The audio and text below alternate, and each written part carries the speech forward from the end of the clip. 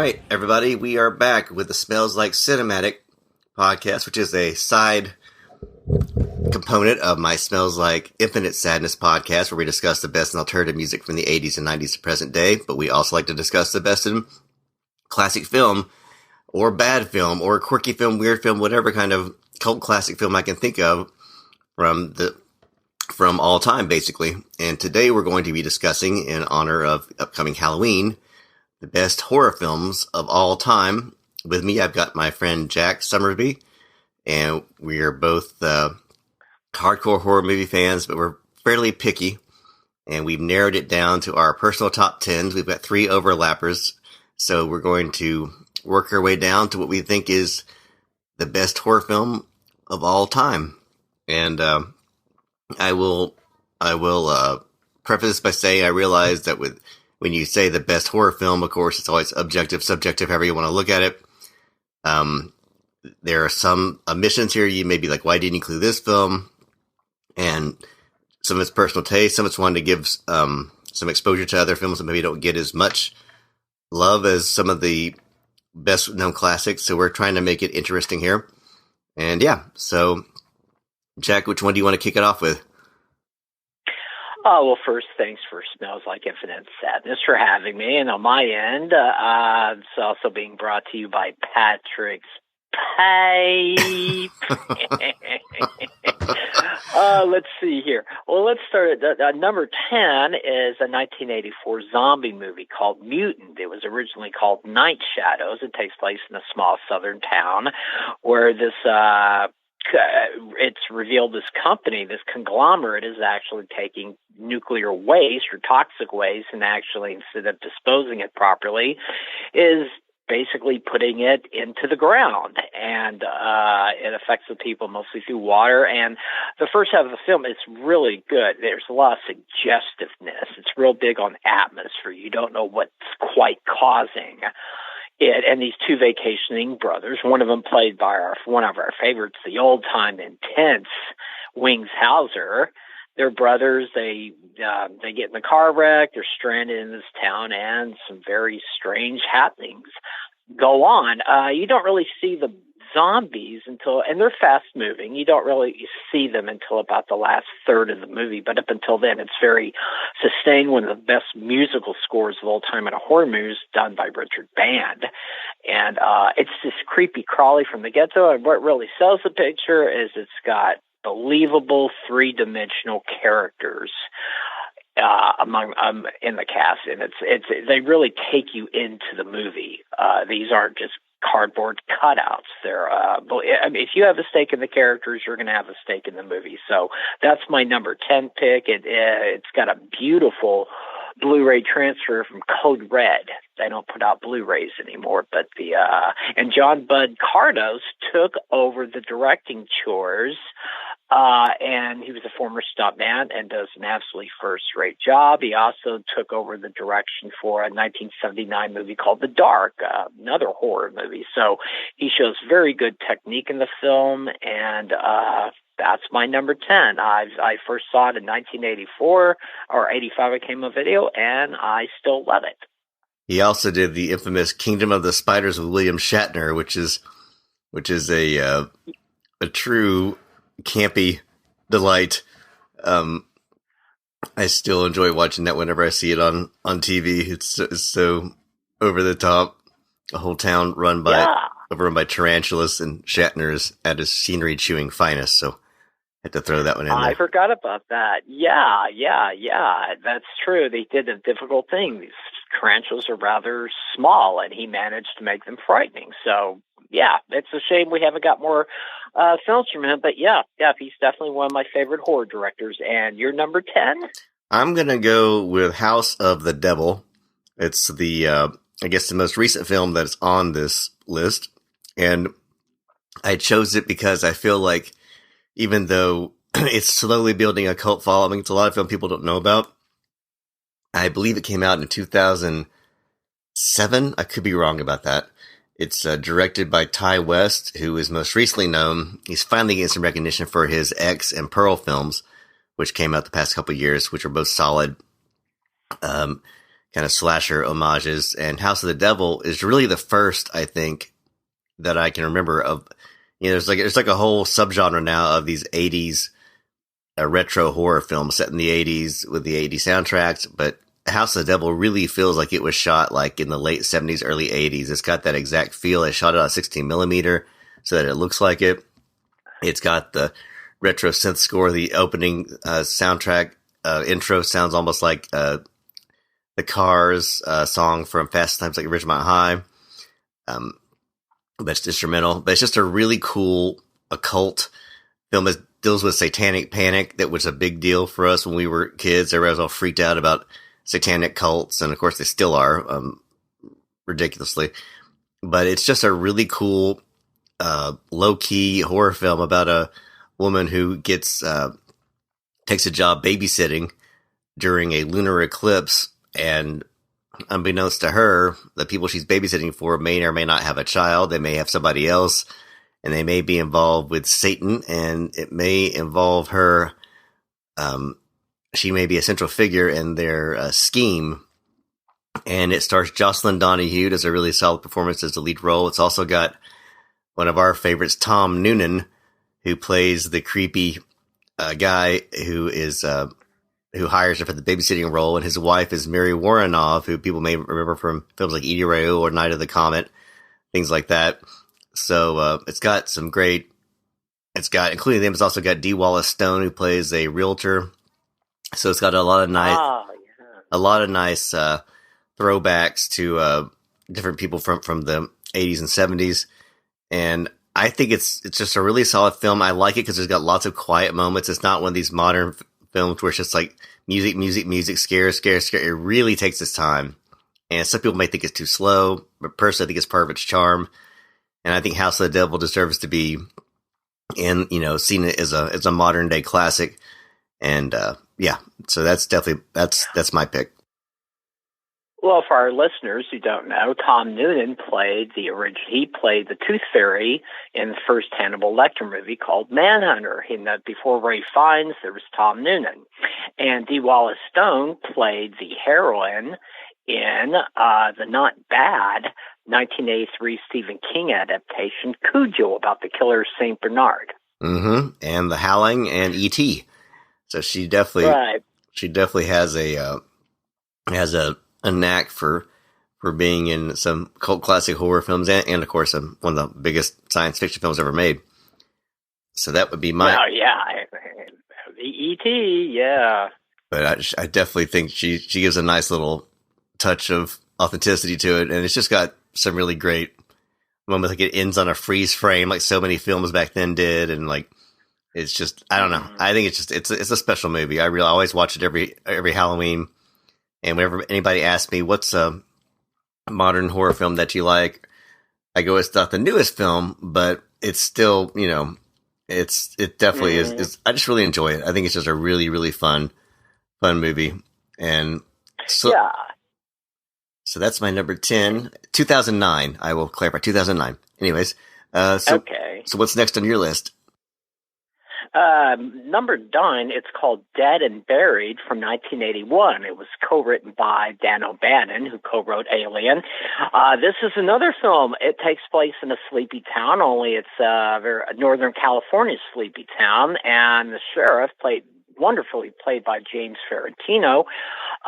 It's a very serene town, and yet photography, the opening credits, they show you these shots of it. I mean, it looks like so peaceful, yet it's got really a nerving layer to it where you just sense there's something evil amongst it. And it turns out these murders start happening, vicious murderers, and they're made to look like accidents. And the more Ferrantino digs into it, he finds that the dead are coming back to life.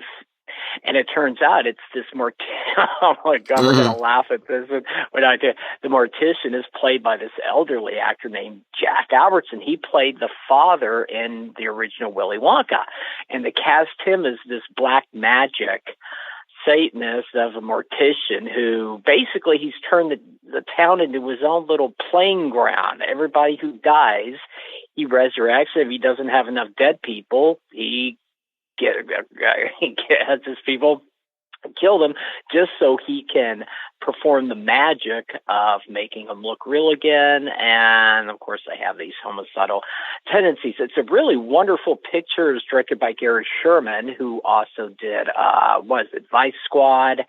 I also did Poltergeist too. So it's a very good film. Again, it's set in a small town. It's got this really a sense of dailiness to it that makes the place really feel real.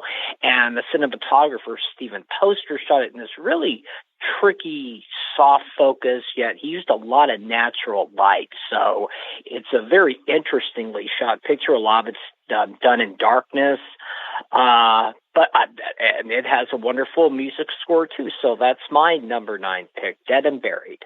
Yeah, that's a good one. And they actually showed that recently on Joe Bob on Shudder, and he has some interesting tidbits about it. But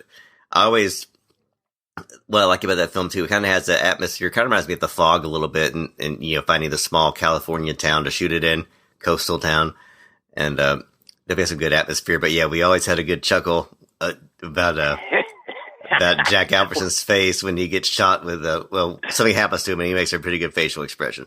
I'll just leave it at that. Oh, yeah, it's we rewound that 1,000 times and it sucks though, because see, if it wasn't for you, I probably wouldn't have found it funny. So every time I watch the damn film, I'm taken out of it because of you.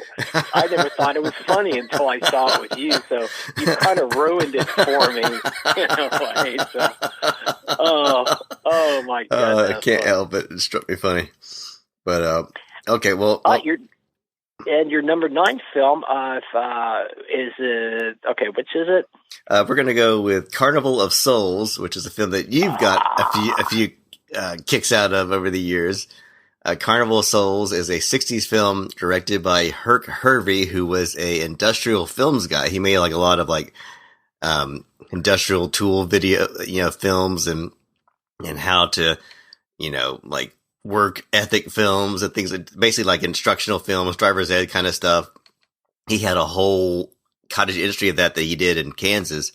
And one time he got this kind of crazy idea of, let's make a horror film, but I want to make it like almost like a Jean Cocteau kind of a French surrealist kind of a film.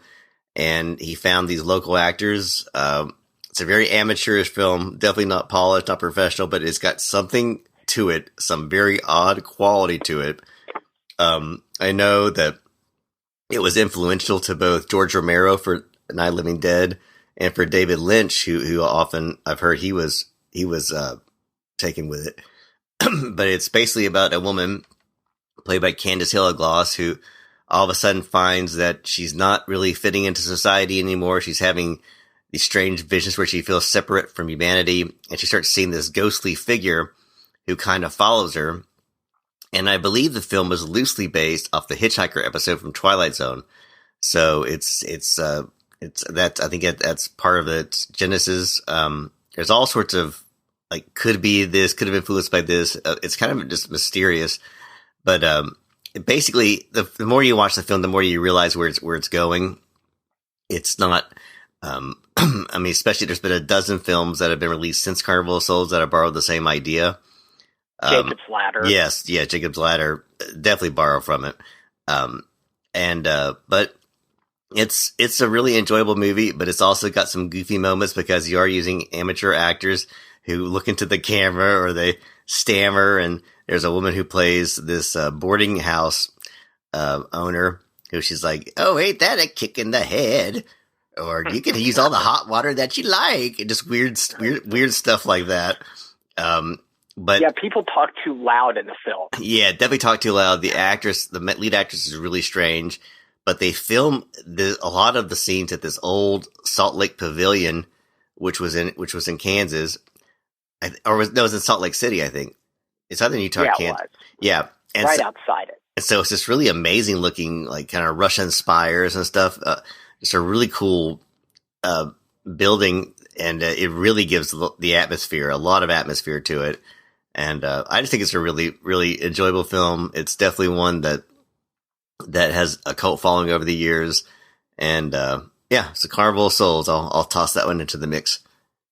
Yeah, that's a fine. It didn't make my top 10, but I do enjoy watching it. What's interesting is this was his first feature film, Herc Harvey. Like you said, he did Industrial Training Videos. In fact, I looked at IMDb. He actually won 4 awards for this industrial training video called "Shake Hands with Danger." It was about how to operate heavy machinery. But it was shot in Lawrence, Kansas. What's amazing, anyway, like for a guy with his background, is how visually the film is very well made. I mean, the images just stay with you. He has a very good eye for composition.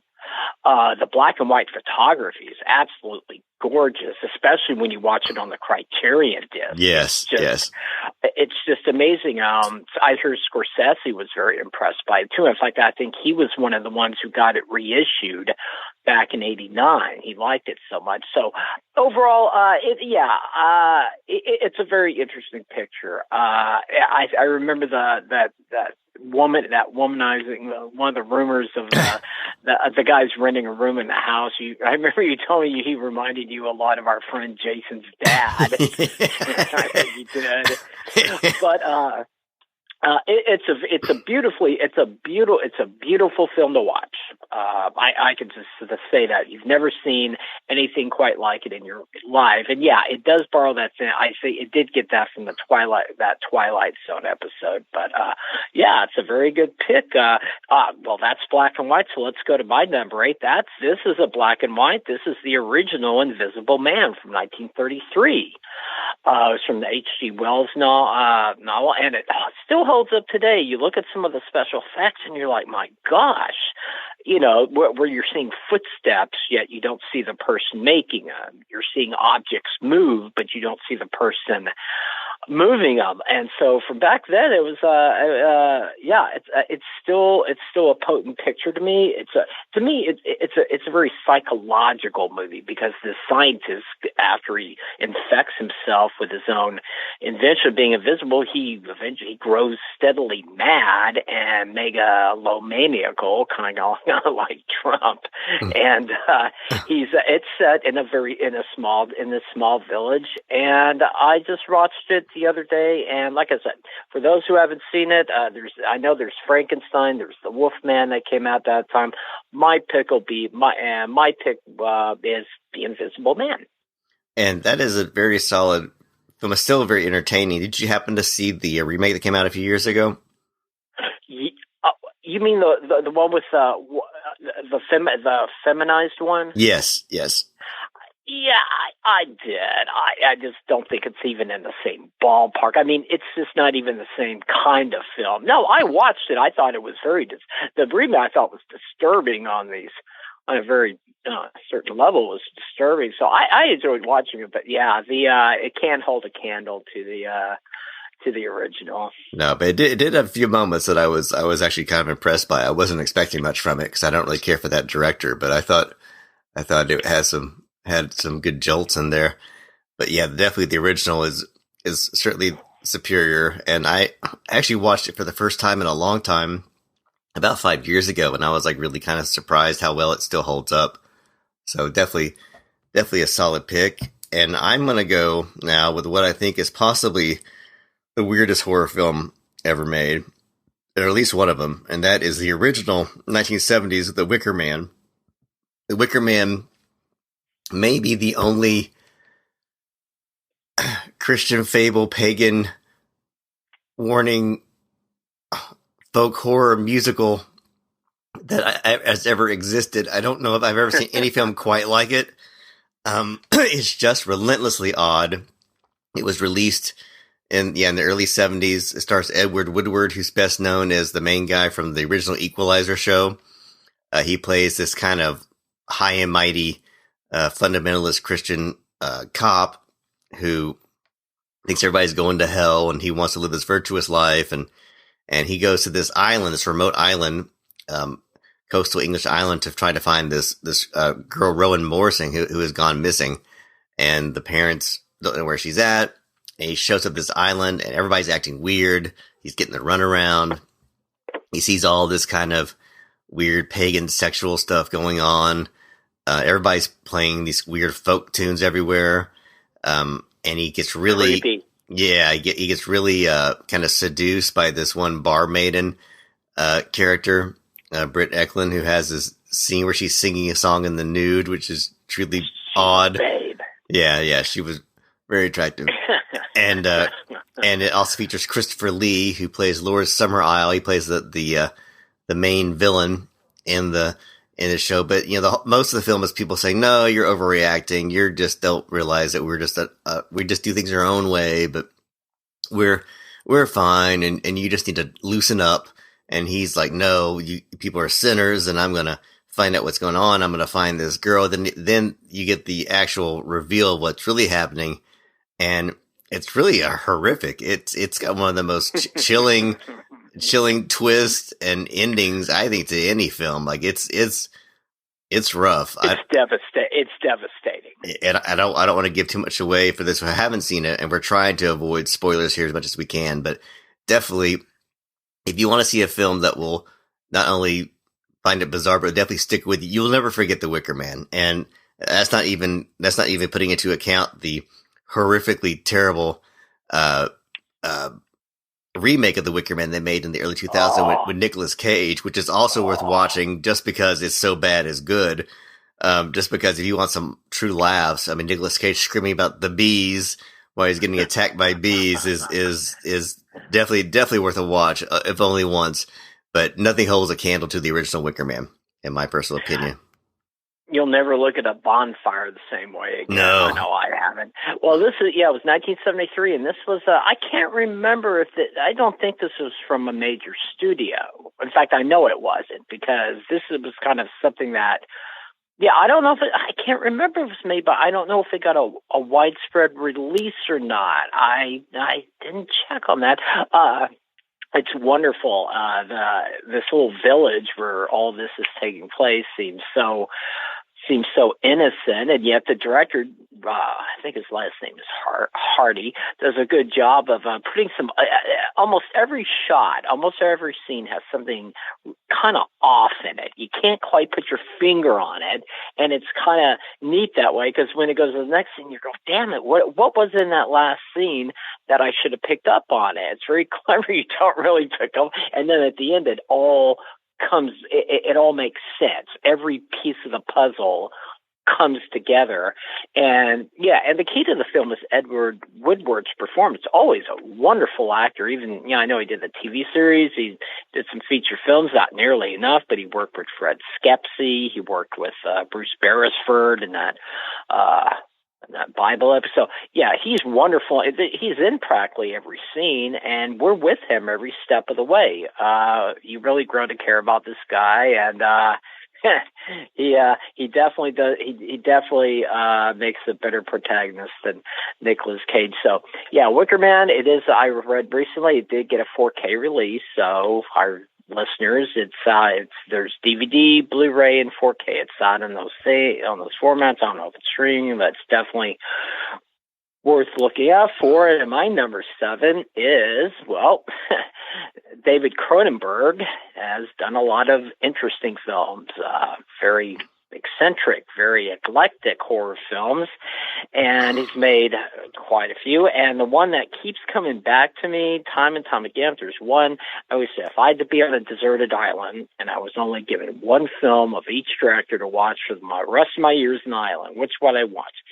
I would say The Dead Zone is The Dead Zone's a better picture. In fact, it was my pick for number 1, 1983. But at that same year, he had 2 films released, and the other was Videodrome, starring James Woods as this young president of a small Canadian cable channel that offers its viewers everything from hardcore violence to softcore pornography. And he comes across a test pattern, kind of a pirated movie, but he can only see like 60 seconds at a time because it's being broadcast maybe out of Malaysia, maybe somewhere. It's very fuzzy, but it's just in the show of torture and murder. The camera doesn't move. You see these women and men being electrocuted, being mutilated and all this stuff. Well, it turns out that it's when you watch this, it creates a tumor in your head. And Cronenberg, as you know, Michael, has always been fixated on the human body.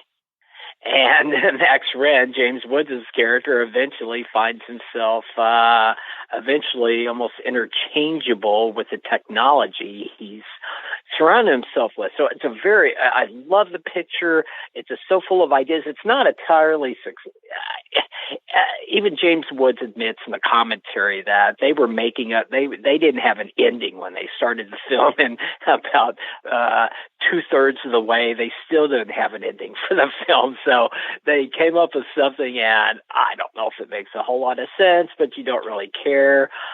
It's a wonderful picture. James Woods, my gosh, he's his usual outstanding self. People tend to forget that he's very funny. He's a very good light comedian. He carries the film, and the special effects were done by Rick Baker, who did American Werewolf in London. So it's a wonderful picture, and I highly recommend it. Yeah, Videodrome is definitely weird and Cronenbergian. I think it also, I don't know, it feels to me kind of weirdly prophetic in some ways, maybe just on enjoying cruelty as entertainment in kind of our reality TV era. Maybe something to that. But definitely it also has that quintessential Canadian oddness that is Cronenberg. I will say that I've actually seen two of his son's recent films. I forget the first one.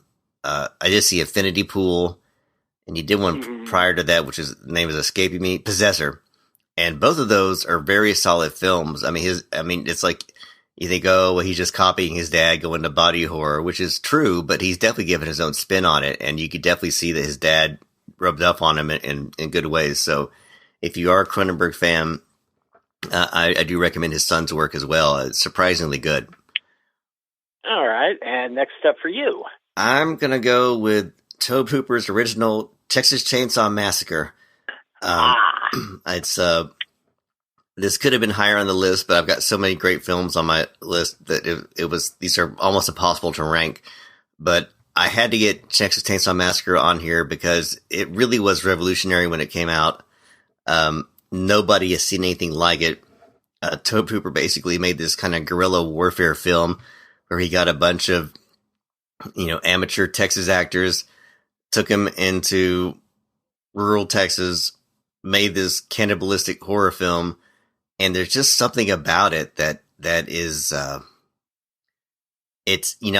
interviewed Gunnar Hansen years ago, who played Leatherface in the film. He's no longer with us, unfortunately, but I interviewed him when I was doing work for Axis. And he mentioned to me that he felt that the Texas Chainsaw Massacre was almost a post-apocalyptic film. And when you watch it, it really does feel like it's in some kind of world where things are not functioning correctly. Nobody's acting normal. Everyone is stressed. There's just something not right. And if you ever lived in Texas, as Jack and I have, and have driven through rural Texas, there are times when you're driving alone and you realize I'm cut off from society. If anybody was to pick me up, drag me off and take me to some farmhouse, no one would ever know. So for Texans especially, I think Texas Chainsaw is specifically a frightening film. It's one of those films that was banned in England and declared to be too gory, but really it's not bloody at all. It's got right. It's got it's got like one scene at the beginning where you see this mutilated corpse. But besides that, there's like maybe a literal drop of blood spilt in the film, which is done in a very humorous way. And I will say Texas Chainsaw Massacre is one of those films that, for being as horrific as it is, it's actually a really funny movie. I mean, you often, Grandpa. Yeah, you often feel sick for laughing at it. These people getting terrorized, but it is done in such a way that there is an element of comedy to it. And, it was filmed very cheaply. All the actors talk about the conditions being really brutal and shooting in Texas heat with no air conditioning and just the smell of butcher meat. But there's just certain scenes like Leatherface, pulling that guy into that room, shutting that steel door. The sound effects, which are all, the music is all these like weird found sounds. It's not even like music. It's just like a sound collage. It just puts you on edge. And I just think the Texas Chainsaw Massacre is one of the greats, one of the, one of the best titles for a horror film. One of the first horror films that says it's based off a true story when it's really not, but then it kind of is, because it's kind of loosely based on the Ed Gein murders, who also will inspire another film further up the list. But yeah, Texas Chainsaw Massacre, total classic.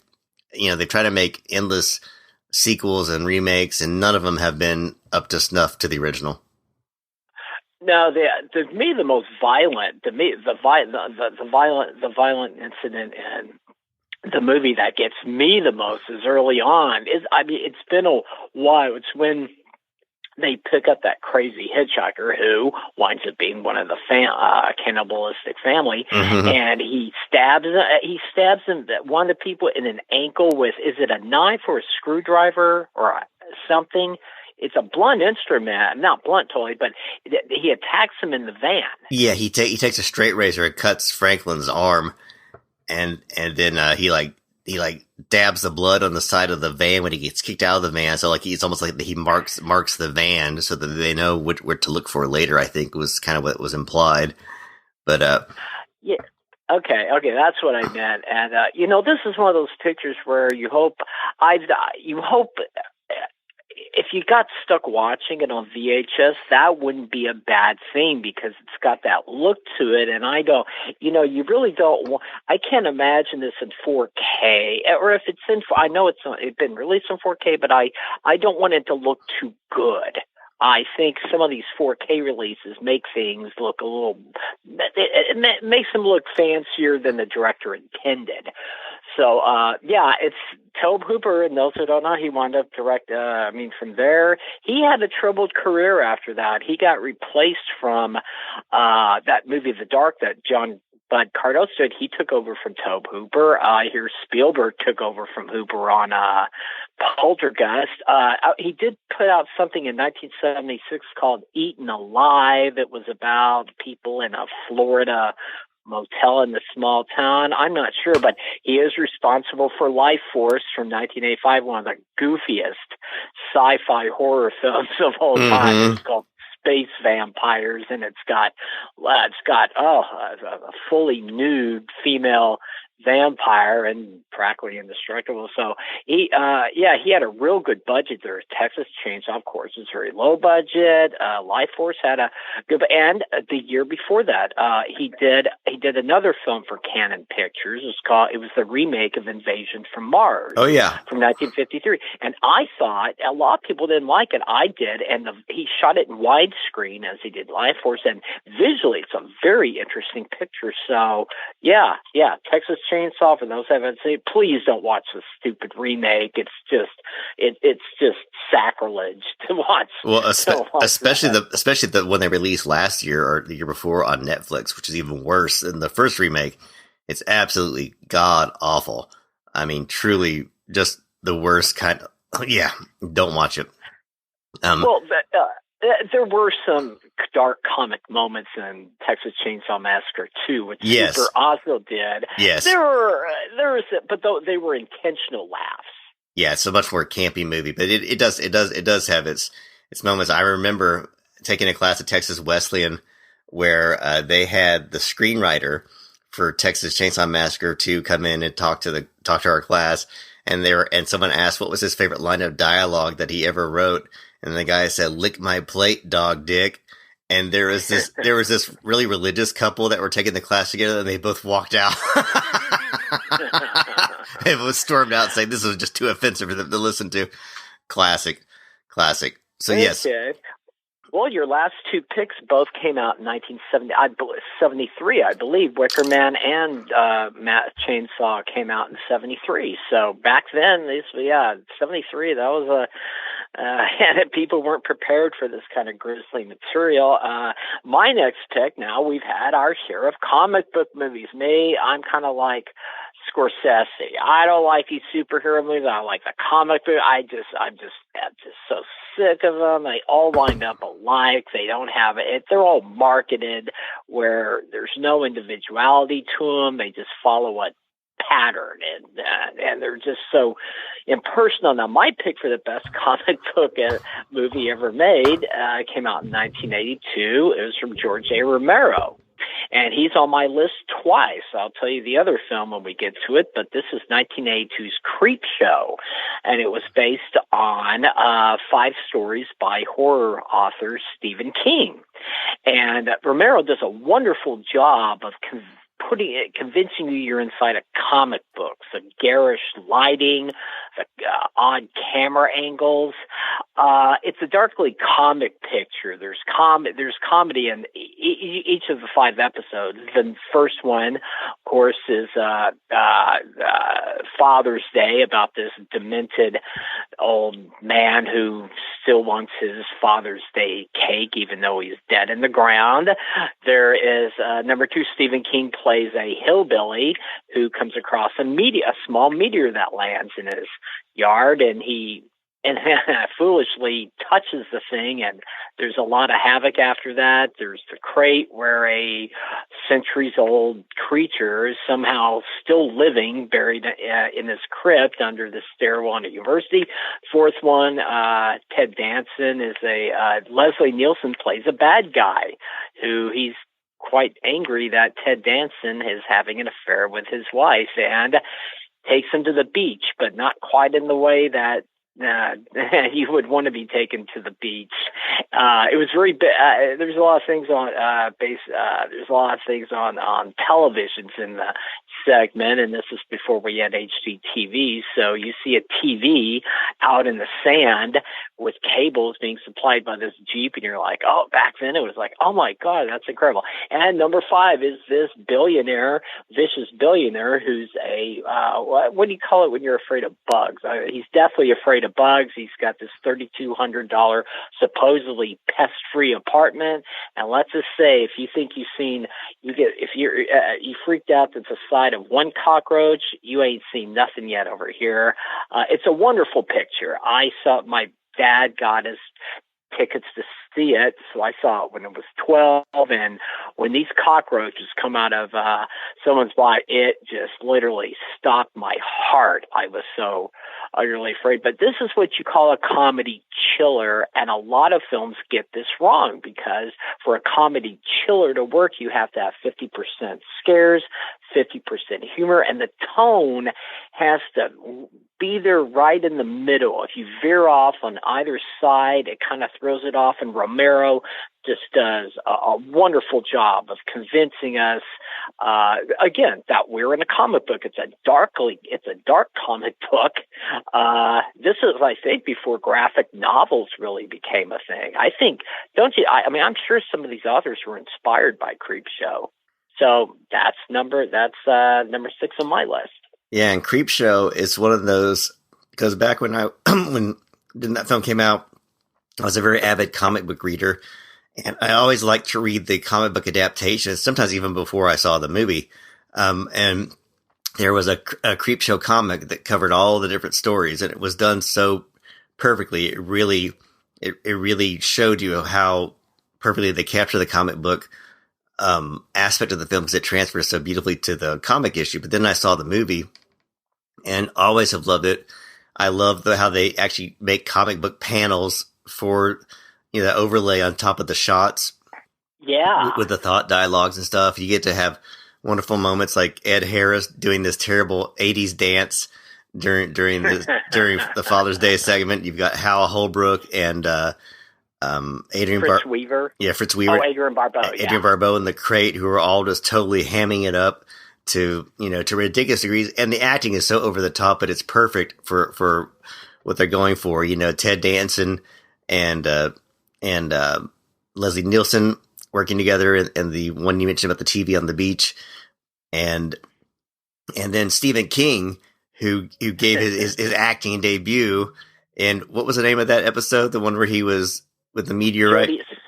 Something Jody Verrill. Yeah, and I think the strange or something death of Jody Verrill. And I think that Stephen King really steals the movie because he is hilarious as this guy who's totally goofy, and he gets this moss off the meteorite that's growing on him like a fungus. And he's like, "Oh, Jody Verrill, you done it now!" And he's just totally like just really playing it up. And I love his performance in that. And then, of course, yes, if you're a germaphobe, if you're terrified of bugs like my wife is, the last segment is absolute nightmare for you. It's funny. She's watched Creepshow, but she can't watch the last segment. She just fast forwards through it. She can't, or she leaves the room while I watch it. She cannot watch it. So yeah, Creepshow, definitely one of the great comic book films. Definitely one of the great 80s horror films, and just a blast to watch. And yeah, they. Oh, go ahead. Oh, no, I was saying for the listeners out there, Shout Factory has put out a beautiful 4K transfer of it. You also get the Blu-ray struck off the same 4K master. Along with that, Shout Factory's presented it, and the DVD was just rather mediocre, but seek out the Shout Factory 4K disc. It's gorgeous. Yeah, and they've actually made a Creepshow television series for the Shudder Network, and I keep hoping it's going to get better, but so far that I've watched it, it just doesn't have the magic. But if you go read the reviews, everybody thinks it's a great show, and I'm just baffled by it. But they just released a new season. I'll probably hate watch it just to see if it gets better, but I've really been disappointed by the Creepshow series. I was hoping it would have... I felt like the first episode definitely did have the comic book elements, but I think they've kind of cut their budget back, so I don't see them trying as hard to capture that aspect of it. And yeah, it's just really kind of half-assed in my personal opinion, but who knows? I'll give the new season a shot, and we'll see if it gets better. Well, skip Creepshow 2. It came out 5 years later. The guy who directed it did the cinematography on it. Well, he's a great cinematographer, but as a director, he's all thumbs. Instead of 5 episodes, it's 3. I read where the budget got cut. They were going to have 5. They could only do 3. And Romero did the screenplay on it. One of them, called The Raft, was based on a Stephen King story. Largely, it's a waste of time, though. The third episode, called The Hitchhiker, has its moments. And I like the cheesy animation in it. A lot of people trash it. I kind of like it. So, all right, that's Creepshow. And next up for you? Next up for me, this is one where I debated putting it higher on the list once again, but all these films for me are classics, so it's hard to rank them. So I'm going to go with Alfred Hitchcock's Psycho. It's often seen as the proto-slasher, the one that basically put the template of the lone killer stalking women, and it's Hitchcock really at his finest. He went from making these really big Technicolor suspense films, and for this film he decided, well, I'm going to try something different, and he used the film crew that worked on his television series Alfred Hitchcock Presents, and went from Technicolor going back to black and white, and made a very cheap adaptation of a Robert Bloch novel of the same name, but he changed some key aspects of it, and it's just, he's called the master of suspense, and Psycho is a perfect example of why. It's also got one of the great shocker. And I feel like in this case I can talk about this film because if you haven't seen Psycho by now, just, avert your ears. But, it was one of the first films that decided to kill off its main character halfway through the film. You think Janet Leigh is going to be this main character who's on the lam because she stole money from her job and she wants to start a new life with her lover because he's trying to get out of a bad marriage. And which De Palma aped in Dress to Kill when he had the Angie Dickinson character killed early. Mm-hmm. And which Wes Craven also copied when he made Scream with Drew Barrymore. Did a very similar thing. And it introduces Anthony Perkins as this hotel owner, the motel owner, the Bates Motel, named Norman Bates. And Anthony Perkins is so good in this role because he plays this guy, this kind of sensitive, soft-spoken guy who you feel sorry for. You think has this overbearing mother he keeps talking about, and you hear him going up to his house and talking to his mother and this argues they have, and she berates him, and Janet Leigh's character feels sorry for him, and what you don't find out until the end is that he's harboring a terrible secret, and he's not the nice guy that you think he is, at least some of the time. And it's just a great gothic horror. The cinematography is beautiful. The music by Bernard Herrmann, it's all cellos, and it's one of the great, everybody who's watched any horror or anything alive, even if they haven't seen the film, knows a ring, ring, ring, ring, ring shower scene with that shrieking strings. The shower scene, of course, is famous. It used, I forget how many shots. They actually made a documentary a few years ago. I think it's on Hulu. Strictly it's like 68. Yeah. 68 or something like that. Yeah, and it's all about the shower scene and how it was constructed, because this is back in the early 60s where you couldn't really show nudity on screen. So he cut it so quickly between all these different shots of Leigh getting stabbed that you never got a full. Although if you freeze frame it, you can see some brief nudity. It's sparing, but you can find it. But he did it so quickly and so cleverly that not only do you not get a full sense of what's going on, you also get this terrible feeling of an assault, all these different angles. He used a stabbing of a watermelon to sound like the stabbing of flesh. And of course, it's got one of the great shock endings in cinema, where you're like, what in the, how they even come up with this concept? But it was genius. And, yeah, I mean, it's seen as a classic for a very good reason. Even though a lot of it's dated now, you can still see the genius behind it. And, why people like John Carpenter revere it so much and were inspired, when they made films. So, Psycho is definitely up there for me. Trivia thing. I heard this years ago. I don't know if it's true. I heard it was the first feature film to show a toilet.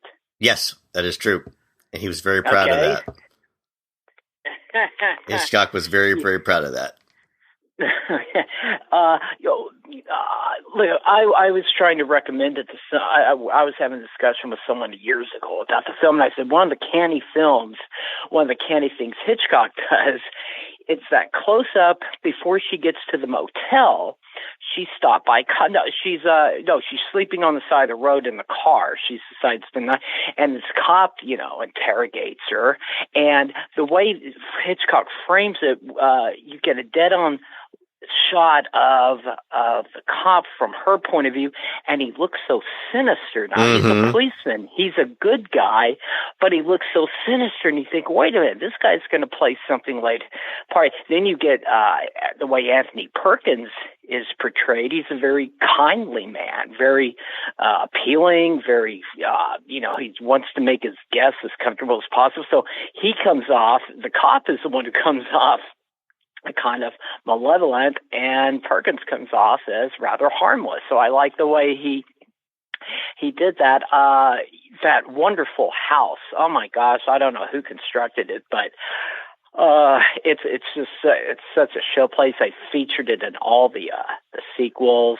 It came out in 1960, so this was a big thing back then. You didn't have that kind of film back then. And Hitchcock, he's done many films. This is still my favorite of his. People ask me my favorite Hitchcock, I automatically say Psycho. The sequel, the next sequel wasn't bad. It was done by Richard Franklin, the Australian, and that's not a bad sequel. It's actually until it gets it turns into a slasher pick in the last third, and that's kind of disappointing. But I also like Psycho 3. I have that on Blu-ray now. Anthony Perkins not only reprised his role as Norman, he directed the picture, and it's a dark comedy, a black comedy, and it's really, I have it on Blu-ray. I like watching it. It's very cleverly done. There's these shots that are very magnetic, and there's a scene where there's a dead body in this ice machine, and the sheriff blindly, he's not looking at the ice machine, he just absently opens it up, and he's munching on an ice cube, not knowing that it's a ice cube dripping with blood. So I recommend it a lot. And yeah, Psycho shows that a horror film can really be terrifying without laying on the gore. The shower scene that we've talked about, there's not one shot of the knife actually penetrating flesh. Nope. That's out of there. So, yeah, I heard it was like 68 different cuts or something. I can't remember. So that's definitely a thing. Now, my number 5, well, this is one, Michael and I both agree on this. It is John Carpenter's The Thing. And I saw this. Now, our listeners out there, Michael and I was born in 1970. So what are you, 71 or something? Yeah, 71. Okay, so I first saw it. It was 1982. I was too young to see it at the theater. I was 12, but we saw it. This is when it took a year for something to get on VHS from the movie theater. Now it's like 3 weeks. And we saw it at a slumber party. Just us guys put in The Thing, and for those who don't know, it basically tells of a spaceship that crashed on Earth 100,000 years ago. Well, it takes place in the Antarctic, and these Norwegians have discovered this alien species. The film opens with a helicopter chasing after a Siberian husky in the middle of nowhere. It's very beautiful. You don't know what in the hell is going on. Turns out this husky is the villain. The alien basically can imitate any kind of life form it comes in contact with. It's the husky. Basically, it's imitated the husky, and when it gets in, it's practically destroyed the Norwegian station, and it manages to run to a U.S. substation in Antarctica with Kurt Russell playing the hero, R.J. McCready, the helicopter pilot. Well, the husky gets over there. Soon it infects the humans, and they're in an isolated setting. Very isolated in the middle of Antarctic. They can't get anyone on the radio. And basically it gets to the point where it's 12 researchers, all men, and they don't know who to trust because the thing has infected and duplicated some of them. And it's not only physically, this is what's also interesting, is that it also blocks their subconscious. While the thing controls the human, it actually takes over the human subconscious. So even if someone's infected, they don't necessarily know they're infected, and that's an incredibly terrifying thing, knowing if you're human or if you're not. People will always talk about the special effects. This was before CGI, computer-generated effects. They were all done by Rob Bottin. They're very organic. There's no computer. These are some of the most spectacular special effects, but I do disagree with a lot of the critics. A lot of the critics back then called it a freak show because of all these, but I think the special effects are justified given the subject matter. So yes, sometimes they're over the top, but I don't think it overwhelms the story. The 12 actors who play the scientists and they're completely believable. I also disagree with the other critics that you can't tell them apart, mostly because they're wearing all this winter clothing. And that's a bunch of bull. I always know. It's easy to know, whose character is what, and yeah. So I'm glad, and it was a revelation to see this in Laserdisc for the first time. I got to see it in widescreen, and I was seeing all this stuff on the sides I'd never seen before. So not only was the picture quality better from VHS, I got all this side information because, as we know, Michael, John Carpenter loves the 2.35 to 1 aspect ratio. So that's my pick, and how about your thoughts, Michael? Well, The Thing actually would be it's not only my favorite horror film, it's my favorite movie of all time. The Thing for me it's the best remake ever made. It was remade from The Thing from Another World, which was a 50s creature feature, but it really stays more closely based on the short story Who Goes There that film was also based on. It was in 1982, 2 films came out on the same weekend and both bombed. Both the critics said it sucked and that they were stupid and they were boring and One was too gory, one was too slow. The other film was Blade Runner. And now both those films are seen not only as some of the best sci-fi films ever made, The Thing is seen as one of the best horror films ever made. And, even as a kid, we knew what was up. John Carpenter films were just, a lot of them were unappreciated at the time that they came out. And it seems like time has been so kind to his filmography. For whatever reason, he was either ahead of the curve or something about his work just didn't latch on until later for a lot of people. But for people of our generation, we were into it. And I think the special effects blow anything today away. Rob Bottin was just a mad genius. He kind of had slipped off the radar. I don't know whatever happened to him.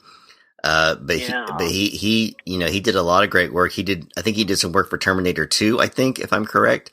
But he did some other work from other films, but his work on this is just a thing of beauty. The stuff he came up with is so ghastly and so weird, like the head that turns into like a little, arachnid. Tentacles. Yeah. With eyeballs that pop out. It's just, there's all these great set pieces. There's a set piece where they do a blood test to find out who's the Thing, because the thing is, the Thing takes over people's bodies. He makes perfect replicas of them, so you don't know who's human and who's the Thing.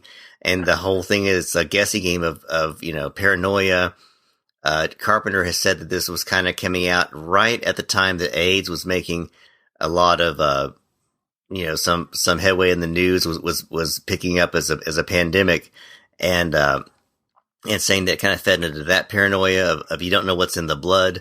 But there was just such paranoia. The performances are fantastic. Kurt Russell, of course, is magnetic as MacReady as the leader, but you've got Wilford Brimley, you've got Keith David, you've got so many great actors who were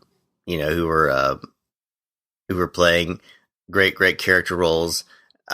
It's a phenomenal film. I absolutely love it. They've tried to do a remake of it, which was okay. It was like a prequel remake, weird kind of combination, but nothing is going to beat The Thing for me. It's the best. And I just bought it on 4K recently. I'm planning on watching it sometime this week for the first time on 4K. I'm excited about that.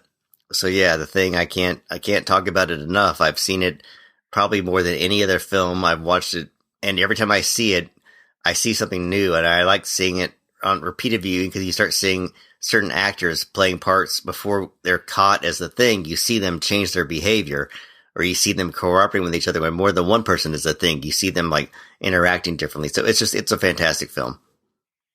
Yeah, the prequel wasn't bad. In fact, I initially recommended it. The only thing that did the film in were these awful CGI effects. And from what I read later, the director didn't want to use that. They actually wanted to do what Rob Bottin did, but the studio or someone didn't want to do it, so they put in these CGI effects, and they're so fake looking. And I've always said this about CGI: if it looks fake, don't use it. And for our listeners out there, each manifestation of the Thing is different. It's not like the creature doesn't look the same throughout. There are different variants of it. So it's not like one particular type of monster. It's all these different forms. And you mentioned about Blade Runner. Well, a lot of people blame because another alien film about an alien came out 2 weeks before. It was E.T. So while the world was enraptured by this kindly, friendly alien, 2 weeks later there was the most nihilistic alien movie ever made. Yeah.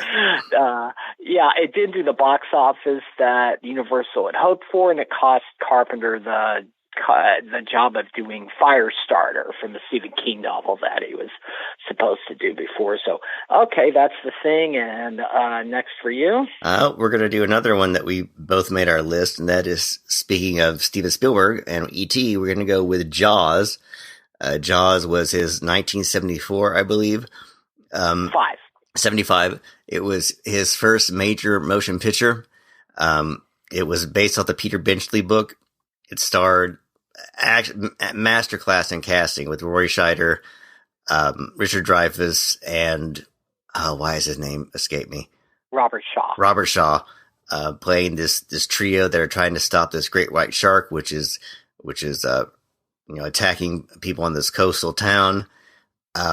It's infamous for having a robotic shark that didn't work. They nicknamed Bruce. it Bruce, but necessity is the mother of invention, and Spielberg, specifically shot it showing the shark less and less because it just worked so poorly, but it actually played to the film's favor because it made it more terrifying, because it's what you don't see that's almost scarier than what you do see. And it's PG. It's a PG film, but it does have definite moments of violence and nudity. But this is back in the day where you could show nudity in a PG movie. But it's just a classic escapist adventure horror show that, it still holds up. It's one of those near perfect films that it's just so entertaining and so suspenseful, and the character interplay is so wonderful. I mean, you have some bad cat. I mean, the woman playing the wife is pretty terrible. I don't know where they found her, but she is just. She was married to one of the producers or something. She was married to someone. She was married to someone because when they did Jaws 2, what was it? Jaws 2, the original director quit because he couldn't stand working with her, but she was in because of who she knew, and so he walked off the project. So go ahead. Well, that explains a lot. But Richard Dreyfuss is great. Roy Scheider is great. Robert Shaw is fantastic. There's that scene where he gets the attention of everybody by scraping his nails on the chalkboard. It still makes my teeth ache every time I see it. You've got Murray Hamilton playing the town mayor, who is the ultimate shitheel. Just the most cringeworthy, cowardly. We got to keep the beaches open. We got to make money. Don't tell people there's a shark. They're going to scare away the tourism. He's a great villain in this. And then, of course, the shark is fantastic when it does work.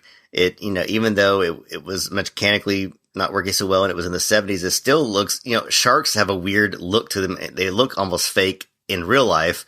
So to me, it looks effective when they do show it. And, of course, the music from John Williams, a masterclass in minimalism, one of the most, infamous and familiar film scores ever, along with another one that's going to be next up on my list. But yeah, Jaws. I mean, what else can you say? Except it's just a classic. Spielberg's best, and from what I heard, about the shark not working, and they were shooting in the Atlantic Ocean, and the shooting conditions were terrible. And I've read where the editor Verna Fields, people say, and I quote, saved Spielberg's bacon because she rescued that film in the editing room. She did win the Oscar that year for Jaws. She's always one of our best editors, and you don't see the shark until halfway through the movie, and a lot of people haven't seen it. If you've heard this line going around called "You're going to need a bigger boat," well, that's where this comes from, because you see it from the shark's point of view when it's going after its prey, so you don't really know how big it is, and then you see how big it is, and you're like, wow. And of course, I love the movie. Of course, the first thing I always say whenever I watch it, go, why the hell didn't they call the Coast Guard? That always goes in my head. Why the hell do they call the goddamn Coast Guard? You got 3 people going out on this boat after it. I'm like, what? The characters are wonderful. Roy Scheider makes a very appealing everyman. He's not some two-fisted machoismo-fueled hero. That's the Robert Shaw character who's determined to get them all killed just so he can put another notch in his belt. Richard Dreyfuss provides the comic relief, but not obnoxiously so. You really saw his cracked comic timing. It is so much better than the book. The book, oh my gosh, the book's terrible. It has a subplot about the Richard Dreyfuss character and Brody's wife having an affair. There's a subplot about the mayor having mob connections, and the ending is totally different. In the ending, Brody just winds up killing it by repeatedly stabbing it with this pole, and Spielberg came up with a much better ending involving an oxygen tank. And eventually, he wrote the screenplay. He did the novel, but he also wrote the screenplay. Reportedly, he went to Spielberg when Spielberg came up with the idea, and Benchy said, they will laugh you off the screen if you do that. Well, not so, because it's one of the great movie endings of all time, and Scheider's reaction when he sees that he's done pretty much the impossible, that laugh he gives, I just love that to death. And also, there's the infamous scene where Shaw's character is talking about surviving the U.S. Indianapolis boat wreck of during World War II, where it's a true life story where a lot of the people who got off the boat who were waiting for it to be rescued were picked off by sharks. A lot of them got killed, and it was written. I believe this dialogue was written by John Bilius, and it was, and it's one of the great moments because it's not showing you anything; it's just strictly dialogue. But you really get a sense of being on that boat and trapped and getting picked off, and the terror that he recounts. It's just one of the great monologues of cinema history. It's horrifying.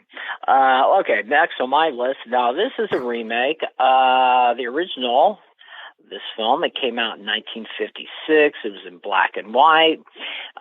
Let's see, what is that? Let me do the math here. God, I hate when I can't do math. 26 years. No, wait a minute. 23 years later, they remade it. It's called The Invasion of the Body Snatchers.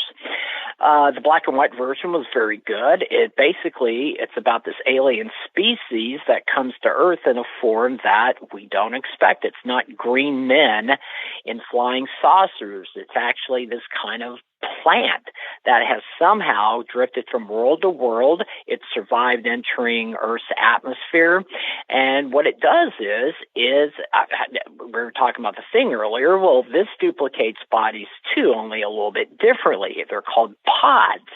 And when someone falls asleep nearby a pod, the pod imitates basically reproduces the person flawlessly. The host, the original human, dies off. It's just basically sucked out of any kind of organic matter. And the difference between the two is the alien reproduction has no emotions. It doesn't have anger. It doesn't laugh. It's just basically not emotional. And the total goal of the species is to infect everyone on Earth and make everybody the same. Now, a lot of people call it the original. Had this, I read some film theory books, but I don't really get into film theory. I think a lot of it's preposterous crap, but they did say maybe it was an aim at a dig at McCarthyism back in the day, and the studio made them put this stupid FBI prologue and epilogue on there to give it a happy ending. The remake takes place in San Francisco. The original took place in a small town. This takes place in San Francisco, which is has some of the most eccentric people of all time. It just wouldn't have been effective in some kind of nameless, something like Omaha or, Dubuque or something like that. The late critic Pauline Kael correctly noted that the theme of the film is striving to keep your eccentricity. There has been some controversy. There's been some subjects. Is the alien species evil? Because while it's basically killing the human soul, but it's also gets it where there's no hate. So if there's no hate, there's probably going to be no war. And so you go, is it evil though? If it's evil, and I've gone back and forth on that, but then you go, yes, it is evil because it's basically destroying the person's soul, any sense where they can't love or have any sort of affection for anybody. And the cast is wonderful. Donald Sutherland headlines the cast. There's Jeff Goldblum. Leonard Nimoy did one of his few non-Star Trek roles as this chick psychiatrist. Location shooting is great. It has got one of the great electronic scores of all time. It's just absolutely dazzling. It just got put on 4K by Kino Lorber. The lighting is just absolutely wonderful, and it's got the ending shot. The ending shot of the film will just stay in your nightmares forever. It's a masterpiece. Yeah, and if I had to made a top 15 or a top 20, this definitely would have made my list. You're the first one that showed this to me. I remember seeing it when I was a little kid. It was on like ABC, like Sunday night movie or something like that. And I kind of saw bits and pieces, but I didn't see the whole thing. So years later, getting to see it from the beginning was awesome. It's one of those films, another film like Jaws that was PG, but it still had some horrific imagery, especially when you see the people turning into pods. There's one scene where a pod gets destroyed that's particularly gruesome. But yeah, the cast is phenomenal. It's got some great nods to the original. There's some cameos from the original film in there that are expertly used. They're perfect. It's not like what you would call fan service. I don't think it really fits so perfectly into the film when you see a main character from the first film into this film. Expertly done. It's Philip Kaufman, who's a very quirky director. He's got some really odd choices. Like there's this, one, they use bagpipes in this one scene, for music, which gives this really ghostly, eerie quality. It's another film from the 70s, a PG film that has nudity in it and, used in a very interesting way. I think that, it's great. It's great watching people when you see they've been taken over, just how their personality has been drained. Donald Sutherland is excellent. And it's got some really just nice character moments too. There's lots of humor in it, a lot of humor in it. From when he is a health inspector at his restaurant to, a scene where he's falling in love with his coworker. She does this weird thing with her eyes. Just real nice touches. And, Nimoy, of course, has this one shot that Jack and I always found unintentionally funny, which always, he's locked in this, room and you can see him through the glass in the window. Yeah. It still makes me crack up. But it's really funny because I think the first film is kind of a commentary on like the Red Scare, people being paranoid about, Russian propaganda taking over. And this film is to me like more of a commentary on like kind of like the hippie generation having to grow up and become more of the yuppie variety. Also a lot of the self-help talk, which, a lot of it was very helpful, but a lot of it was a lot of hooey, and it kind of plays into that, the Bay, it takes place in San Francisco. So kind of the Bay Area, Haight-Ashbury fallout, I think plays into some of the commentary, but yeah, great movie. Definitely would have made, if I made a longer list, would have been up there. I owned it on Blu-ray. I'm planning on watching it sometime this month. So yeah, and I think it and The Thing would make a perfect double feature. If you're doing like a theme horror night, you can't get better than The Thing and Invasion of the Body Snatchers.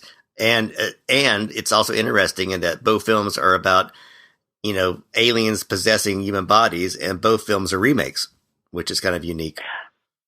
Yeah, and the sequel, now the original's been remade 3 times. This one was the second one, 1993. It was called just Body Snatchers, directed by Abel Ferrara, this really controversial B-movie director, and it's a good film. It's set in a military base, which is interesting because, let's face it, military people are basically, they're very, follow orders.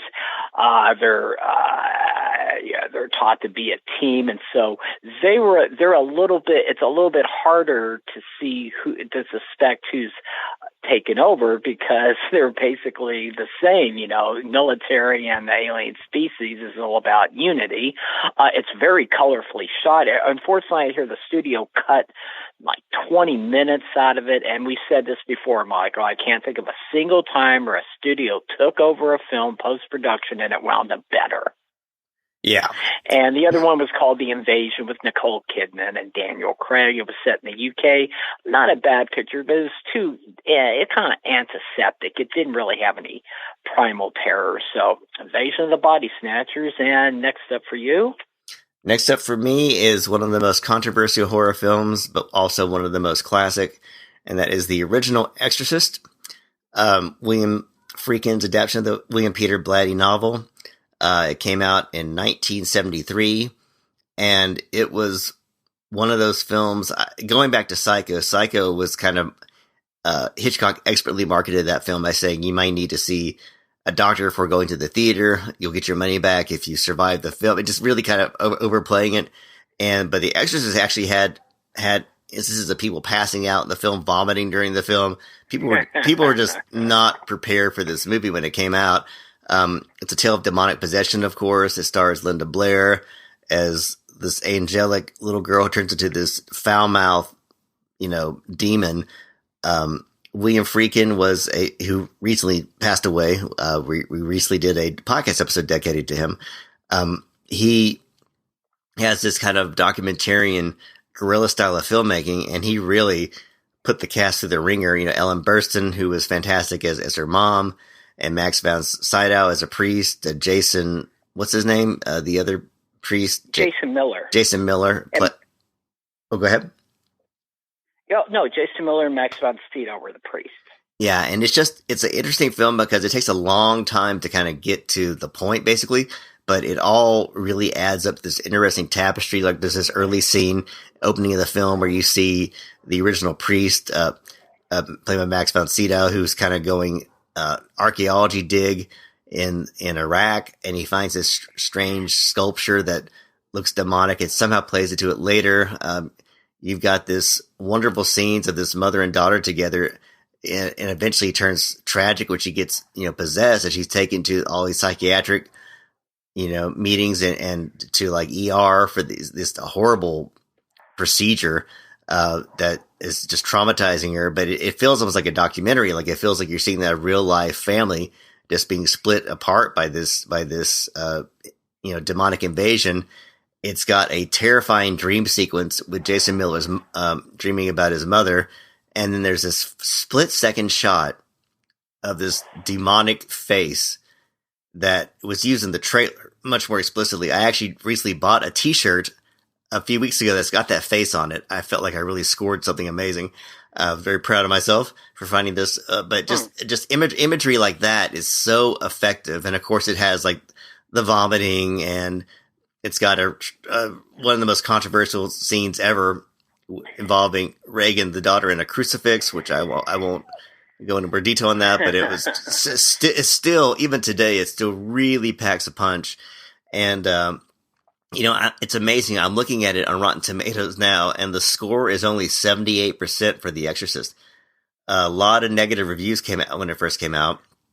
And I think even some revisionist reviews are saying that it's not all this crack up to be, but I wholeheartedly disagree. I think it's one of the few films that really did truly terrify me to the point that I had nightmares about it. And I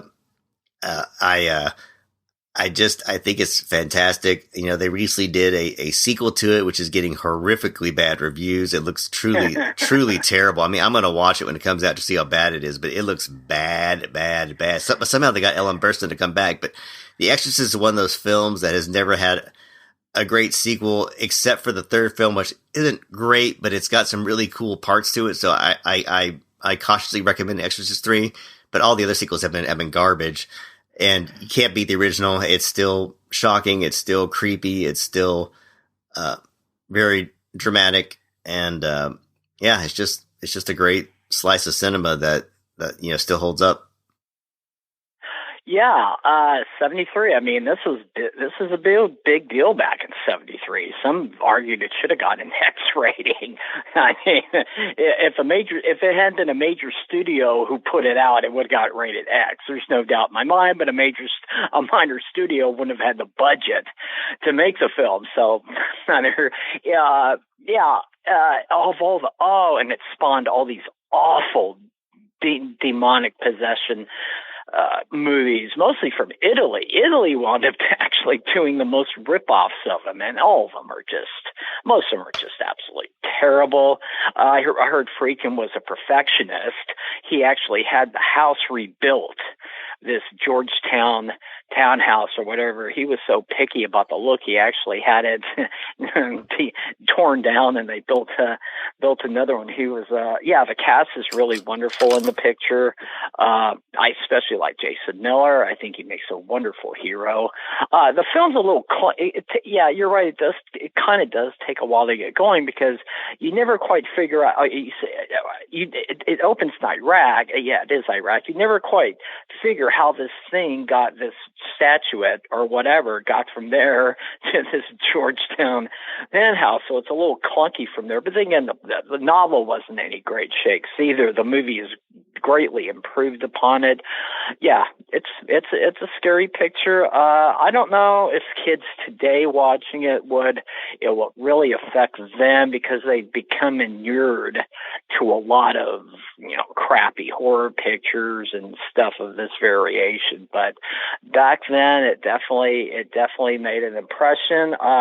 We mentioned during the Freakin' podcast that I told you to this day, adjusted for inflation, it is still the highest grossing horror movie of all time, and adjusted for inflation, it's the highest grossing picture Warner Brothers has ever made. So, which is a accomplishment because this was rated R, and this wasn't some PG-13 movie where you had teenagers munching popcorn and going to the movie. This was an R-rated feature, so the fact that it was so high grossing for an R-rated film, I think that's saying something. It tells you just how many people flocked. I mean, New York and Times Square, lines were wrapped around the building to see this film, much like some important films. So that's definitely, and it got a recent 4K release.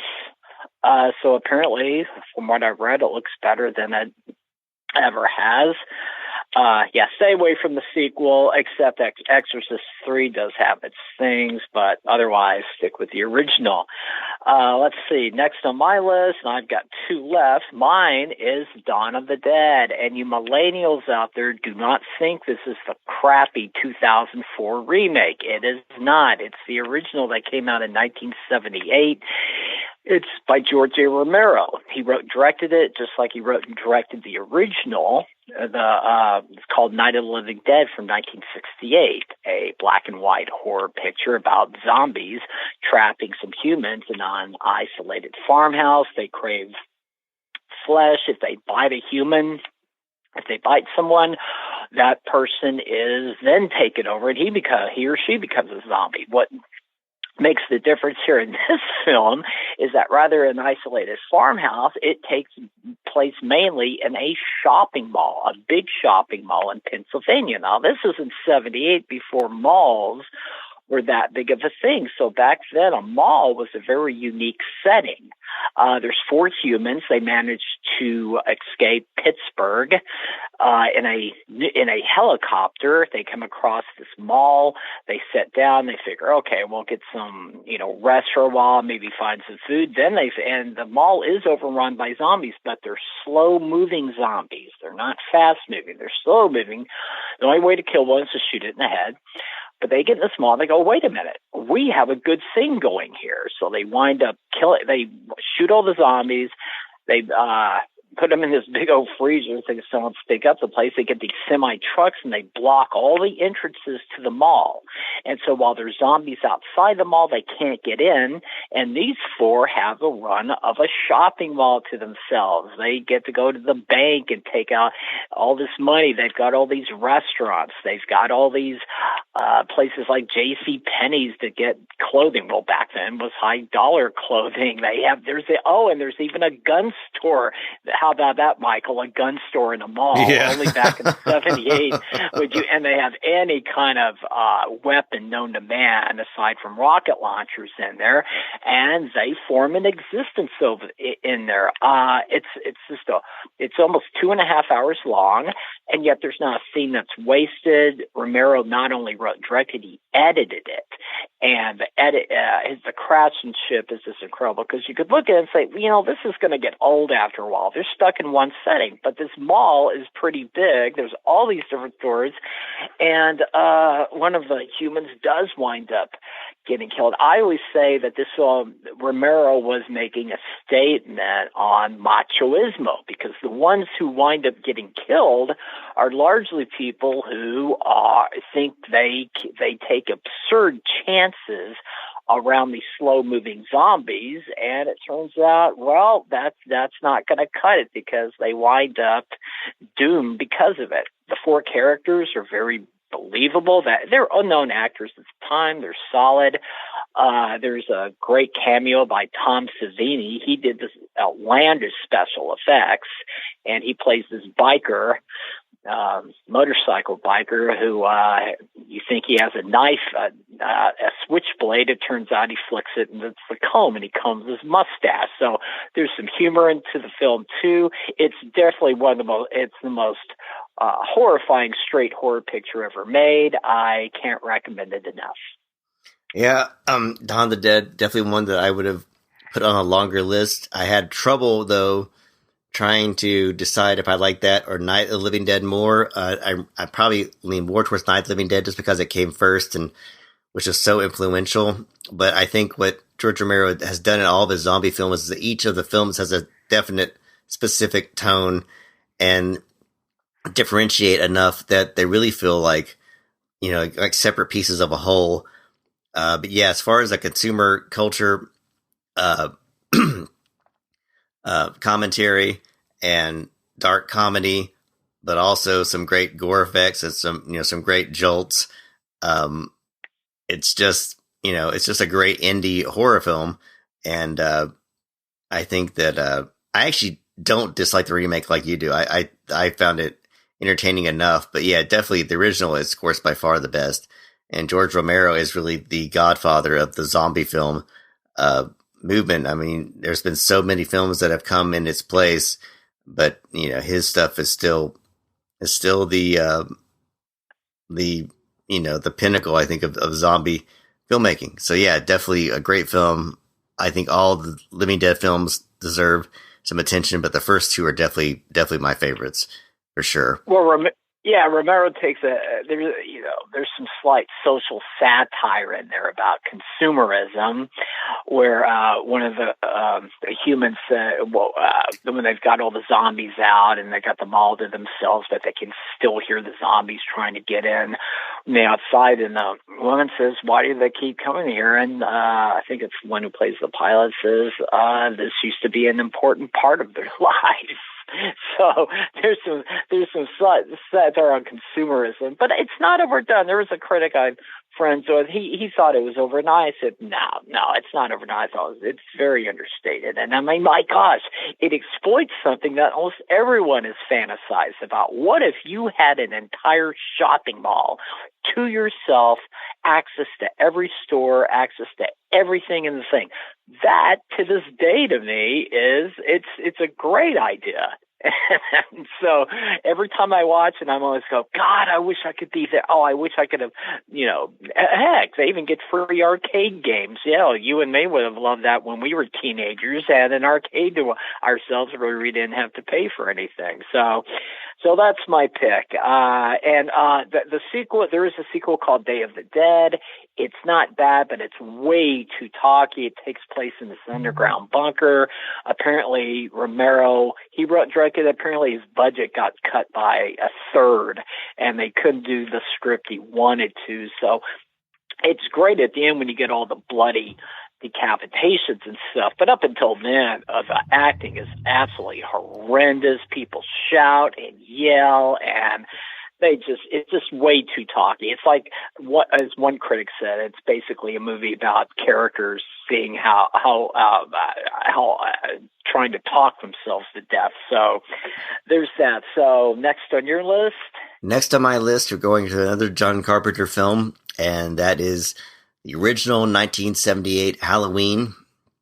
That was John Carpenter's first major hit. He had previously made Dark Star, a college film that became a theatrical release, and then he went with Assault on Precinct 13, which is a really, really cool little crime thriller that I recommend. But Halloween was you had Psycho and Texas Chainsaw Massacre, but Halloween was really the film that started the whole slasher movement that had endless copycats like Friday the 13th and so many films that borrow from it, but nothing to me tops the original. Like Texas Chainsaw Massacre, like Psycho, Halloween is not a bloody movie. It's got a few scenes where you see a little blood, but it's very, very minimal. It launched the character Michael Myers, which is just one of the all-time great horror villains. He wears that mask that gives him no personality, that mask that they found from a William Shatner mold of his face, and somehow they spray painted it white, messed up the hair, and somehow it just took on this otherworldly quality. It was Jamie Lee Curtis's first big break. John Carpenter cast her, one, because she was great in it, but two, because she was the daughter of Janet Leigh and Tony Curtis. And he thought that would give him some notoriety since she was, the daughter of the scream queen from Psycho. And so it's a very simple story about a maniacal killer who escapes from a mental ward and goes after her and her friends. It really started the whole teen slasher film where, the kids go have sex, they get killed, but the kid that's more morally upright or prudish, is more aware of her surroundings. She's not distracted by the alcohol and the sex, so she's able to evade the killer. It's got one of the all-time great horror soundtracks ever. I mean, everybody knows the theme.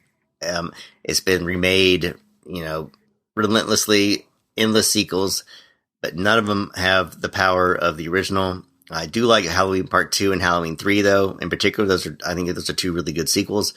But the first one, it's just got a unique quality to it. The cinematography from Dean Cundey is just so evocative and moody. And it's just a really masterclass in how to make a very low budget film and up its value by using the camera work and the score. And for many years, until the Blair Witch Project, it was the highest grossing independent film of all time. And, so Halloween, it's a classic for a reason, and it's the perfect Halloween film to watch on Halloween. It's scary. Carpenter sustains an eerie mood from first frame to last. Even the simple scene where the killer winds up escaping and taking over that station wagon. That right there is that shot of him when we see him for the first time on top of that car scares the bejesus out of me. So, what really helps the film? You mentioned Jamie Lee Curtis. Well, Donald Pleasance, yes, has top billing. He was paid $10,000 a day. Which back then was a pretty good amount of money, and he sustains the movie. He plays Dr. Loomis, who the killer was his patient. Well, the patient was his patient for 15 years, because as a little boy he slaughtered his sister, stabbed her to death, and since then hadn't spoken a word. He continually told his staff he is evil to the nth degree. There's no, don't ever let him out. And so he tries to help the police in finding the killer. And Pleasance is solid throughout. He doesn't treat it like it's a horror film. He treats it very realistically. And he's carrying around that 44 Magnum. So I don't know how a psychiatrist shoots so well, but he does. Right? He shot it takes place in a small town called Haddonfield in Illinois, but they actually filmed it in a neighborhood in Los Angeles, I remember. And Dean Cundey does a wonderful job of shooting it, the lighting. It was shot, this was the first film that Carpenter shot in widescreen, and he's great with a 2.35 to 1 frame. There's a lot of subjective camera work where sometimes you're not sure if it's the killer, if it's one of the teenagers, or if it's the killer. I remember one critic, I think it was Pauline Kael, wrote, and this is the thing, she said, there's so much subjective camera work, you're convinced every character has their own camera. But I mean, that's fine, because it's a limited setting. It's just in this neighborhood, and Carpenter keeps it visually alive throughout. It's beautiful to look at. Like I said, the score is there, and there's very little blood at all. I think the most violence that we see comes at there's that discovered body of the owner of that pickup truck. I think just that shot there has more, violence than anything else in the picture.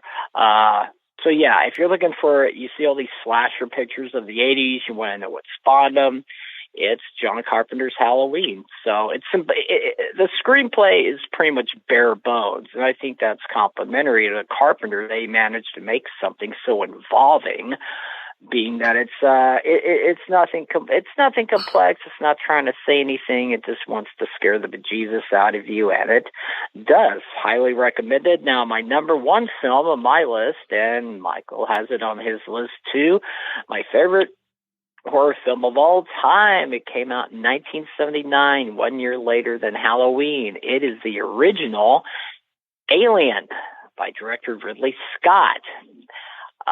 This was only his second feature. His first feature was this historic drama called The Duelist, very beautifully made, and there were a lot of directors who they were considered, but the producers didn't really want them because they didn't seem to be taking the material seriously. And it went to Ridley Scott. What this movie basically is about is a intergalactic freighter. This, of course, takes place in the future, and they're returning to Earth after mining 20 million pounds of ore, and they're halfway home, and they get wakened out of their sleep chambers by the ship's computer has told them it's picking up a signal from a distant planetoid. Not even a planet, a planetoid. Well, three of the people go onto the planet. They find this really bizarre-looking alien ship. They enter it. They send one person down, finds out there's a whole holding cargo of these egg-like things. One of them gets infected. They bring him back on board. There's like a crab thing over his face. They can't get it off. They think taking it off would kill him. Turns out the thing winds up just coming off his face.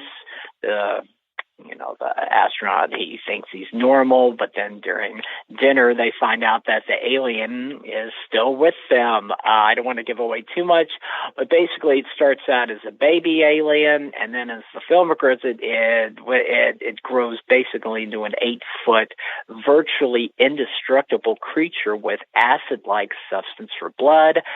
The crew has limited weapons. The most they've got are flamethrowers, and so they try to get rid of this creature, but it's highly intelligent. This is a ship that doesn't look like one out of Star Wars. It's very rustic. It's very lived in. It doesn't have gleaming white walls or anything like that. And one of the films, the thing that I like is every time I watch this, I know exactly every shot, every scene, and yet from the beginning, whenever I put the movie on, I'm enveloped. A good part of that is Jerry Goldsmith's wonderful score, but Ridley Scott, like I said, this is only his second film, and you're trapped on this spaceship just like the characters are, and you're just held helpless because one by one, this highly hostile organism is determined to wipe them all out.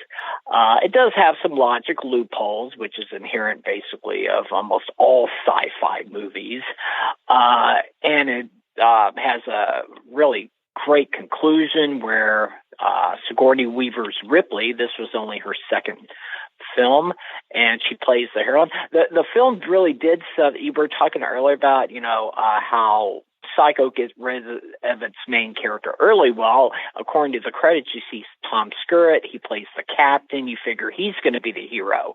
No, he winds up getting killed about he's one of the first humans to get killed. And so Sigourney Weaver's third officer takes over.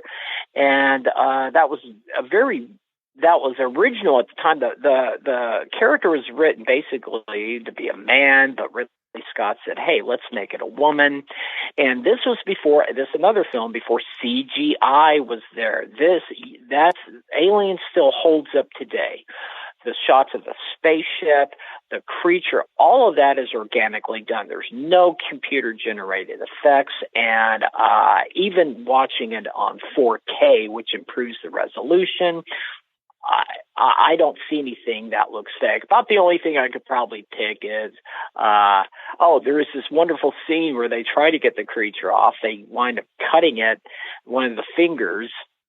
This is when it's still attached to Kane's head, and it unleashes this yellow-like substance that winds up eating through 2 layers of the ship. And once that happens, the crew is like, we're in trouble. We're in deep trouble. One other thing, the reason it's a very disturbing depiction of corporate greed, because basically the corporation that has sent them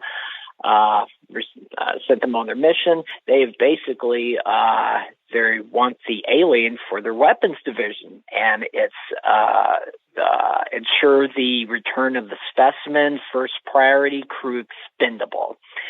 So it's a brilliant picture. My only regret, Michael, I've never seen it on the big screen. I've never seen it. I really wish I could have came out in '79.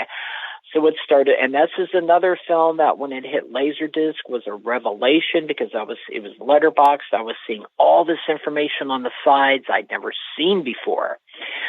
So that's my number one horror film of all time. It's horror / sci-fi. And you're talking about a scene that sends people reeling. I don't want to give anything away for people who haven't seen it, but there's a dinner time scene that has a real visual payoff. It did have people throwing up in the theaters.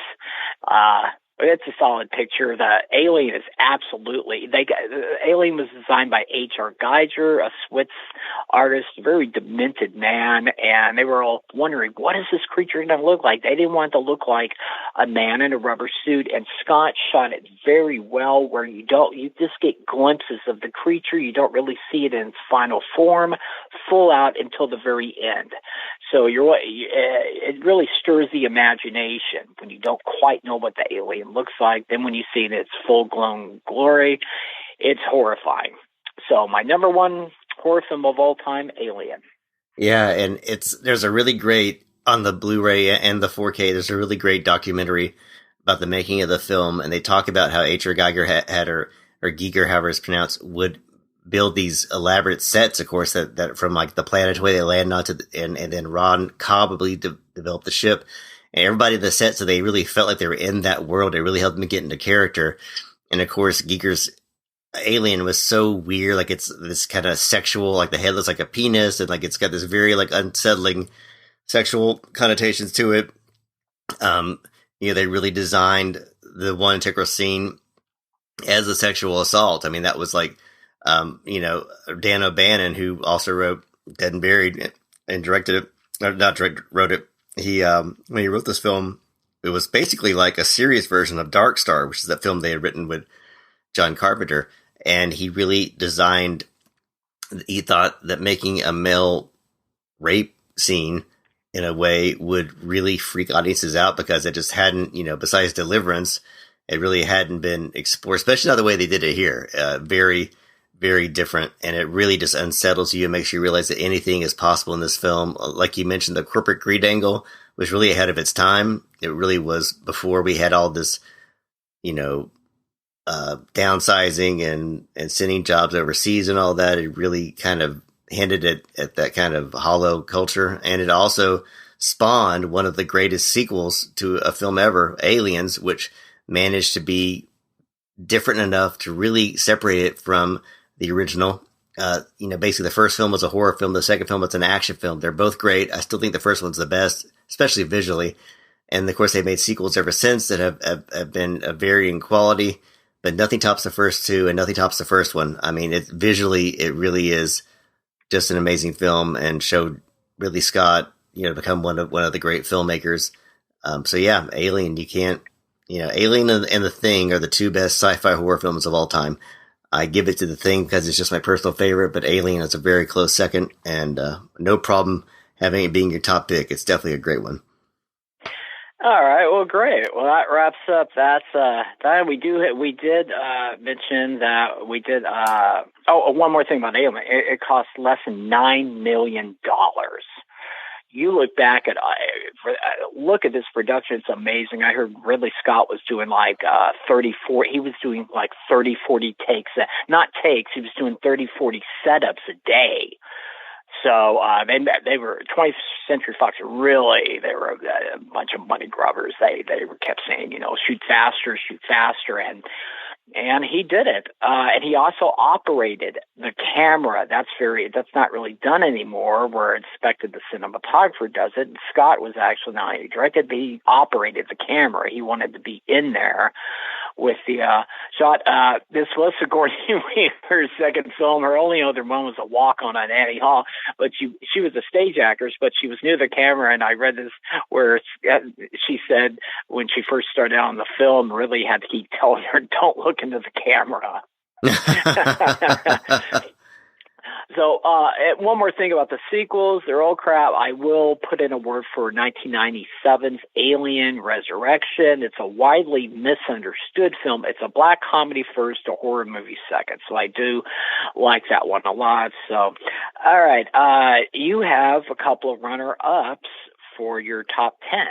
Yeah, I wanted to give a shout out. I forgot to mention The Shining. I mean, The Shining to me is one of those films that is seminal. So you have to have that somewhere on the list, whether you're a huge fan or not. You can't diminish the impact, even though Stephen King doesn't like it. But I'm also a real fan of the Japanese film House, which is a really strange horror comedy thing. It's not exactly what I would call scary, but it's one of those films, like a fever dream kind of film that you've never seen anything like it. If you like foreign films, if you like really quirky films, definitely check it out. And then there is a film called Green Room that came out a few years ago. That's about this hardcore punk band that gets stuck in this skinhead club and have to fight their way to get out, which is one of the most amazing suspenseful films of the past few years. I really, really love it. And it's got some great practical gore effects. Highly recommend it. It didn't get a lot of love when it came out just because it's a strange subject matter for a picture, but that's also what makes it so cool. It's just very original. And yeah, so Green Room, definitely give that a shot. Think of anything else that's on top of my tongue. I'm sure I'm going to forget. There's so many great horror films out there. Sure. I mean, Phantasm is just a really goofy film, but I enjoy it all the more. I watch it every October. Not a great film, but it's so weird. You have to give it some love. Yeah. So those are some that I'll give a little shout out to. Yeah, I'm not a fan of The Shining, but it's still interesting to watch because Kubrick does get some very good mood and atmosphere with it, and it's just such a fantastic setting. It's kind of like Dawn of the Dead. Dawn of the Dead, you've got this whole shopping mall. Well, they've got the three-member family's got this entire gigantic hotel all to themselves with this kitchen that's the size of a football stadium. So that's kind of cool. I mean, that's kind of cool too. Hey, I've got this whole hotel to myself. So let's see. My runners, I've got a few. There's 1980s. It's called Alligator, about a giant alligator terrorizing a metropolitan city. It's the film where Quentin Tarantino decided to cast Robert Forster in his Jackie Brown because Forster played the hero of this film, a cop. He's very believable. It's a low budget, but the special effects are wonderful, and the direction by Louis Teague is first rate. It's an involving picture. Event Horizon from 1997, that's a sci-fi horror film, the best sci-fi horror film since the original Alien. Top marks there. And the original Nightmare on Elm Street that came out in 1984. I saw that opening day with my dad in a very small theater. It felt very enclosed. The picture scared the hell out of me. It's a very good picture. Please, our listeners, this is the 84 version, not the remake. Skip it there. And finally, to see there's Session 9, which takes place in this abandoned 3 or 4-story former psychiatric facility. It's a very unnerving picture. And I will throw in for Halloween 3. That's one of my favorites too. It's not like the other Halloween films. It doesn't have Michael Myers. I've probably heard it at the box office, but it's a very original, very colorful, very energetic picture. And you're right. After we get through the podcast, we're going to have a million films coming to our go. Oh, why didn't I say anything about that one or that one? Well, hey, we're human. We can't remember. We can't have everything come to mind. That's right. We definitely picked some highlights, and if you're looking for some stuff to augment your Halloween viewing and you haven't seen any of these, in the unlikely event you haven't seen all of these, definitely check them out. There's some you like more than others, but they're all classics for a reason. And give them a watch. This is the time to do it. spooky season demands watching horror films, and these are some of the best you're going to see. Yeah, the only one, I was surprised, Session 9 is the only one from the 2000s I have on my list, and Event Horizon was 1997. I didn't like it when I first saw it. I thought the special effect, I thought it was more about special effects. Then I gave it another watch and just scared the piss out of me, especially that scene where Kathleen Quinlan hallucinates that her little girl is running across this hallway when, of course, they're on this spaceship and she's back. Oh, that just almost stops my heart right there. So that is definitely improved. And most of these films are available on Blu-ray and 4K, so you don't have to, unlike us, you don't have to settle for a cropped VHS that was either cropped or pan and scan. You get to see it in their original aspect ratio. So that's another thing the younger generation gets to do that we didn't. So, yeah, this was great, Michael. Thank you for having me. And I did pull up my top 10 list. I did change it around a little. I did have some things, but I'd say Alien and Dawn of the Dead have always been number one and number two. Those are some great ones, and you can't go wrong with The Thing and Halloween. So if you only could pick two from my list, those are the two I'd recommend. John Carpenter, all the way, my favorite film director. So yeah, let's do this again soon. We'll work on some other film lists, and always good to talk to you, Jack. And we'll do this again soon. All right, good talking to you, and have a good one. You too. Talk to you later. Bye-bye. Bye.